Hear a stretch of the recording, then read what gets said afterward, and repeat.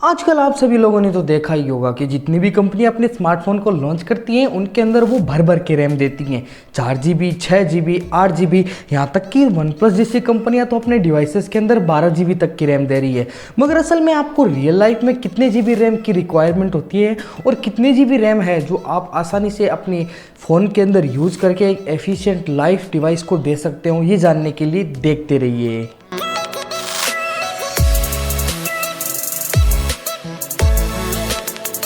आप सब लोगों ने तो आजकल देखा ही होगा जितनी भी कंपनी अपने डिवाइसेस को लॉन्च कर रही हैं वो अपने डिवाइस की पब्लिसिटी इस प्रकार कर रही हैं कि जितनी ज़्यादा रैम उतनी ज़्यादा आपका जो डिवाइस है वो स्मूथ और फास्ट होता है। मगर इसके पीछे में जो रियलिटी है वो कुछ और ही होती है। जो रैम होती है वो आपके डिवाइस को स्पीड अप नहीं करती है, वो एक लॉन्ग टर्म यूजेस के लिए आपके डिवाइस को एक कंपेरियम जो मीडियम्स होती हैं वो उसको प्रदान करती है। अगर मैं बात करूँ स्पीड की, तो जो स्पीड होती है वो बहुत सी जो डिवाइस के अंदर कंपोनेंट्स लगे होते हैं उनके ऊपर डिपेंड करती है। लाइक प्रोसेसर हो गया, उसकी रैम हो गई और रैम टाइप हो गया, और जो प्रोसेसर है वो किस क्लास का है, इन सब चीज़ों के ऊपर आपके डिवाइस की स्पीड वो है डिपेंड करती है। और बात करिए अगर रैम की, तो रैम का काम आप केवल डिवाइस के अंदर इतना होता है कि आप जो एप्स डिवाइस के अंदर यूज करते हो उनको बैकग्राउंड के अंदर रन कराने, और डिवाइस के अंदर जितनी ज़्यादा रैम होगी आप उतने ही डिवाइसेस के अंदर एप्स को बैकग्राउंड में रन करा सकते हो। मगर इसका मतलब ये नहीं है कि आप 10 GB 12 GB तक के रैम के डिवाइसेस को मार्केट में जाके परचेज कर लो और ये सोचो कि अब मैं इसको लंबे समय तक चला सकता हूँ, वो भी स्मूथली। ये चीज़ डिपेंड नहीं करती है। जो डिवाइस की स्पीड होती है वो डिवाइस के प्रोसेसर के ऊपर, डिवाइस की अंदर जो रैम टाइप है उसके ऊपर, और जो डिवाइस में स्टोरेज डाली गई है उसके टाइप के ऊपर डिपेंड करती है।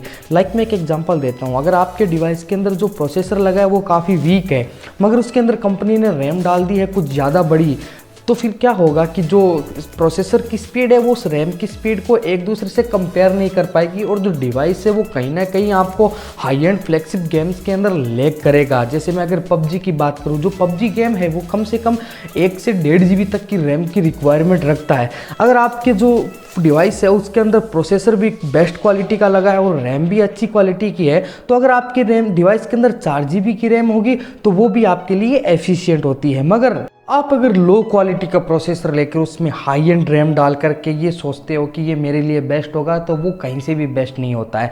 एक चीज़ हमेशा ध्यान में रखना, जो डिवाइस होता है वो बहुत से पार्ट्स के द्वारा मिलकर के बना हुआ होता है, और अगर सारे पार्ट्स दी बेस्ट होते हैं और सारे हाई क्वालिटी के लगे होते हैं तो वो कम रैम के अंदर भी आपके डिवाइस की जो परफॉर्मेंस होती है उसको हाई लेवल पे लेके जाते हैं। मैं एक एग्जांपल देता हूँ एप्पल का।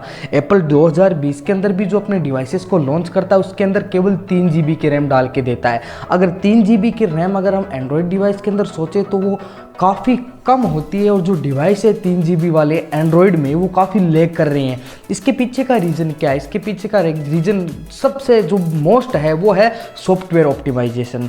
जो एप्पल की सॉफ्टवेयर ऑप्टिमाइजेशन है, जो एप्पल के प्रोसेसर्स होते हैं, उनकी जो रैम होती है, उन तीनों का जो कॉम्बिनेशन होता है वो वर्ल्ड में दी बेस्ट है। तो इन सब बातों के बाद अब ये सवाल उठता है कि अगर 2020 में हम कोई डिवाइस खरीद रहे हैं तो कम से कम उसके अंदर कितने GB की रैम रिक्वायर करे।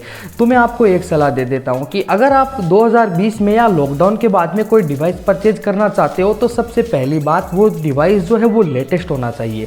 क्योंकि अगर आप पुराने डिवाइस को खरीदने जाओगे, लाइक 2 साल पहले जो लॉन्च हुआ उसको आप सस्ते में खरीदने जाते हो तो वो आपके लिए घाटे का सौदा हो सकता है। मैं कहूँगा उसके ऊपर आप पैसा न लगाओ तो ही अच्छा है, क्योंकि उन डिवाइसेस के अंदर जो प्रोसेसर लगा हुआ है, जो रैम टाइप है वो काफ़ी ज़्यादा पुराने हो चुके हैं, और जो गूगल होता है वो अपने जो प्ले स्टोर पे ऐप्स है उनको टाइम टू टाइम अपडेट देता है, जिसके कारण क्या होता है कि पुराने जो प्रोसेसर वाले डिवाइस हो जाते हैं वो उनके ऊपर हैवी हो जाता है और लैग करने लगते हैं वो डिवाइस। और अगर आप कोई नया डिवाइस लेते हो उसके अंदर जो प्रोसेसर भी नया है और रैम भी नहीं है, तो वो क्या करते हैं, आप जो ऐप्स होते हैं उनके साथ अच्छी तरह कंपेटेबल होकर के आपको दी बेस्ट परफॉर्मेंस देते हैं।